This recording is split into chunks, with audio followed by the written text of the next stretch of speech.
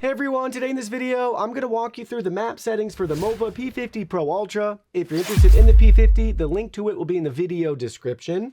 First things first, in the Mova Home app, we're going to enter into our P50 settings here, selecting the Enter button.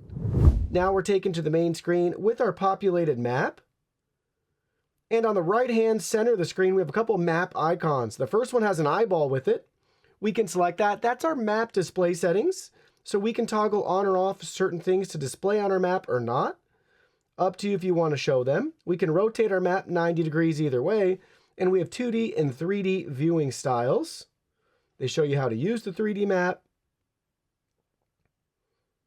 the different controls for it, default viewpoint. You got it. And then it looks like it'll populate the 3D map right here. There's our 3D map. We're going to go back to 2D though. I like that better personally. And then below the eyeball icon in the right-hand center of the screen is a pencil icon. This is our map editing option where we have our current map. We can rename, backup, restore, or delete the map. We have different room partitions, ground settings, no-go zones, virtual walls, furniture, cleaning sequence, virtual threshold and ramp, and curtain. So let me show you the room partition. So we can merge, divide, hide, or rename our rooms. And they show you how to do that in the top right-hand corner with the little info icon. Then we can go to our ground environment settings where we can choose the floor material depending on the room. So we can select one. Here's the material that we can choose. It's nice they have horizontal and vertical flooring directions, so make sure you get the flooring exactly right. You can also add carpet if needed. So round carpet or square, drag and drop. Then we have our no-go zone and virtual walls, multiple options here. Let me show you those. Here's a virtual wall, drag and drop, no-go zone, so it will not go in that zone at all whatsoever. And then no mop zone, it'll go in that zone and just vacuum, it will not mop. And you can add multiples of those all throughout your map.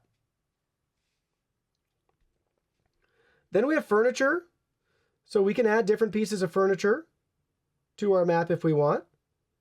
And again, everything's drag and drop, but this is for your own preference and liking. I never do anything with furniture if that's of interest to you. Then we have our cleaning sequence, so we can pick and choose the cleaning sequence right here and slide to reorder.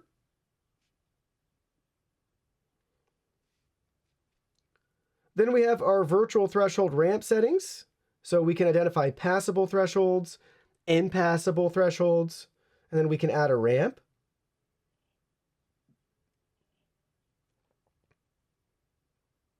So very cool that we have all those options right there.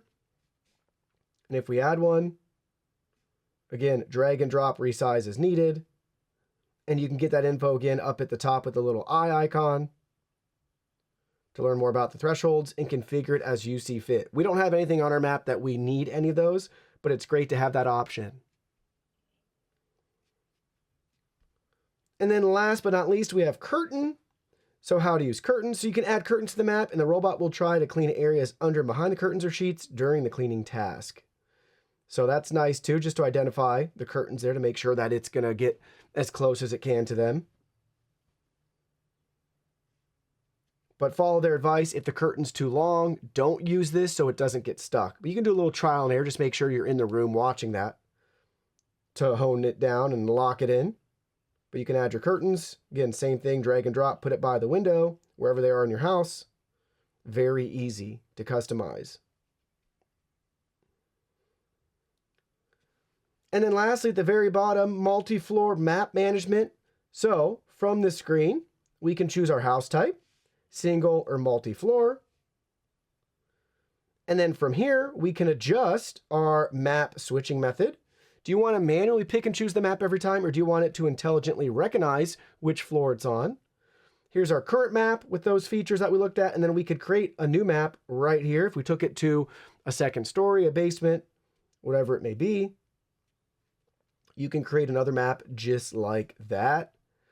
And we have that info icon again up at the top if you want more information, but you can save multiple maps and access them right here within the app. So overall, very detailed and thorough mapping options we get with the Mova P50 Pro Ultra.